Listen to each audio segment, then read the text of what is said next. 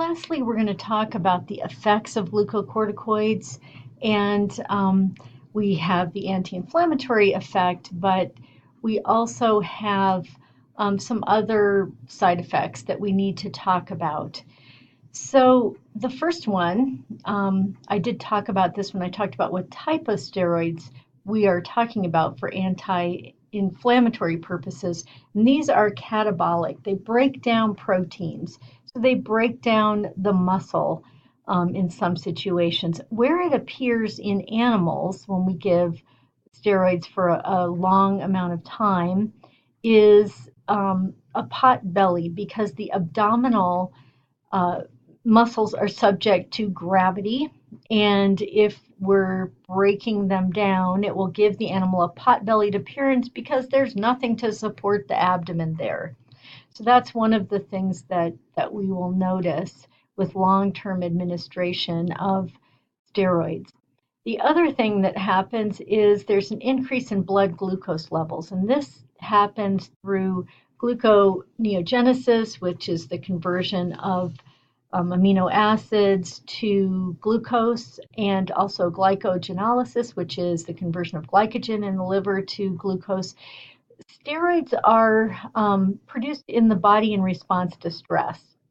So this short-term effect of increasing the blood glucose levels is important to respond to stress, because we need as much when we have stressful situations, we need to have blood glucose go to our brain. So we need to have a high level of glucose.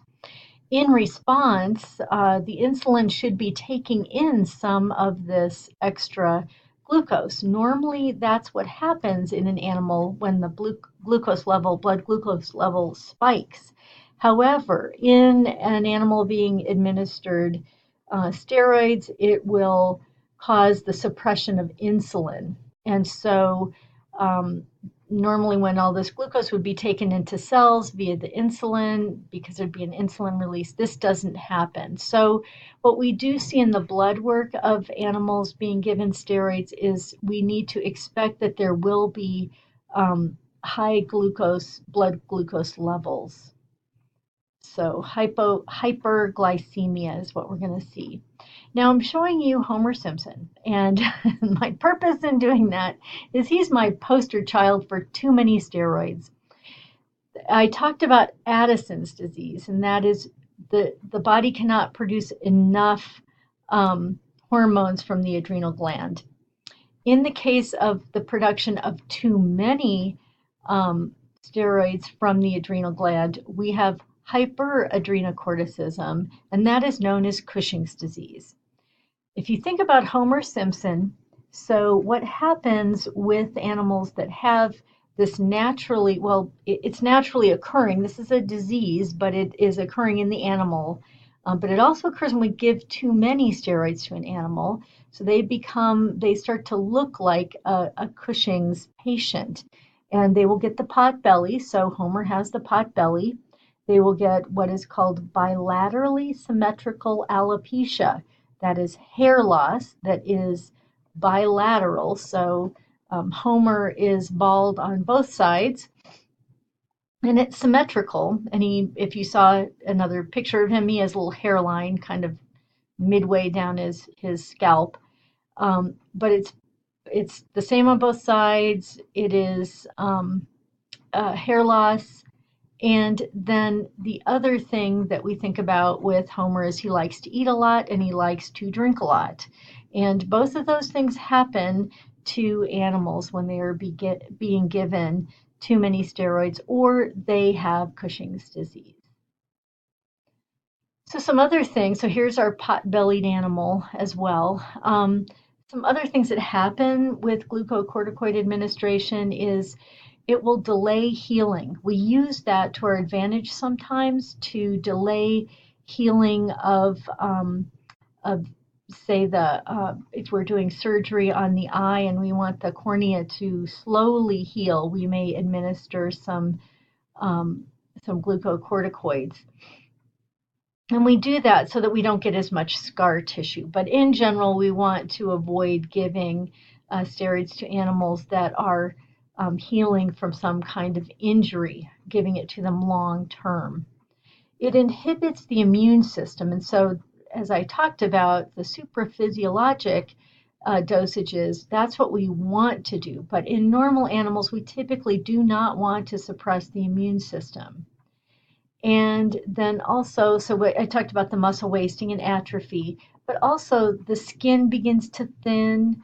We can, the alopecia I talked about, hair loss, and then osteoporosis. So the bone, we begin to get bone loss as well with long-term administration. In pregnant animals, we can induce abortion or we can induce parturition if we're close to when the animal would be giving birth. And we need to watch out if we have a diabetic animal and we're giving them a drug that causes this hyperglycemia. It's not usually a threat if it's a short-term administration, but if it's going to be given long-term, then the insulin dose that those animals get may need to be increased to respond to the hyperglycemia that results from administration of these steroids. We're going to talk about how animals can develop either Cushing's or Addison's disease by administering steroids for too long. And the other thing that happens is what's called a stress leukogram. What that is it will appear as neutrophilia, so a lot of neutrophils in the blood, and that's simply because it causes those neutrophils that are naturally kind of hanging out on the inside of blood vessels. They just sort of hang out and they're not in circulation. It causes them to start circulating. So it's not an increase in production of them. It's simply that they go into circulation after hanging out on the insides of the blood vessel walls. And then we also get lymphopenia, so we get the destruction of lymphocytes. And so that's what a stress leukogram is high neutrophils, so neutrophilia and lymphopenia. And so it doesn't represent anything that is necessarily wrong with the animal. It's just in response to what steroids do to them.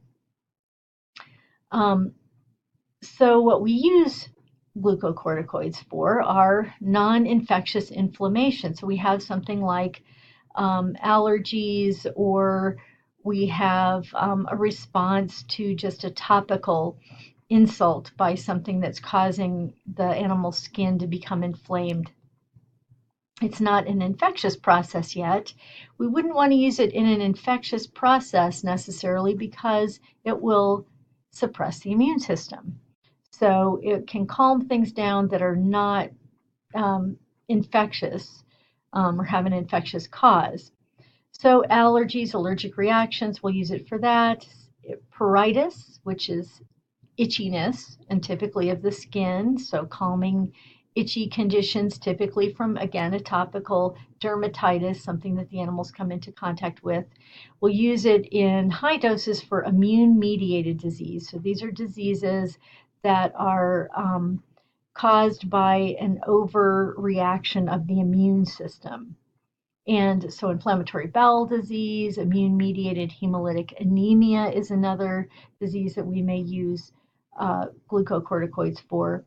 We don't use steroids as much in anaphylactic shock, but there are probably still some practitioners out there that may use it, so I just wanted you to be aware of that. But the research is showing us that it really does not help. There was thought that it helps stabilize membranes. So some folks may still use them that way, but that's becoming less and less. And then if we don't have enough production of glucocorticoids naturally, we're going to replace them. And that condition is called Addison's disease or hypoadrenocorticism.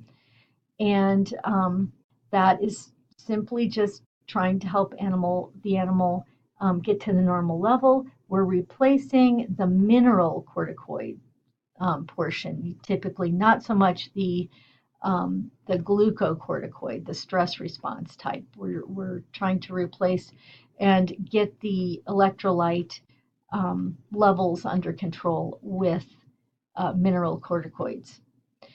Spinal cord trauma, again, the thought was in the past that it's going to stabilize those tissues. We use it less, but there is some use for steroids in spinal cord trauma, and to keep that swelling down because the spinal cord is encased in a bony case that does not give, so we don't want it swelling.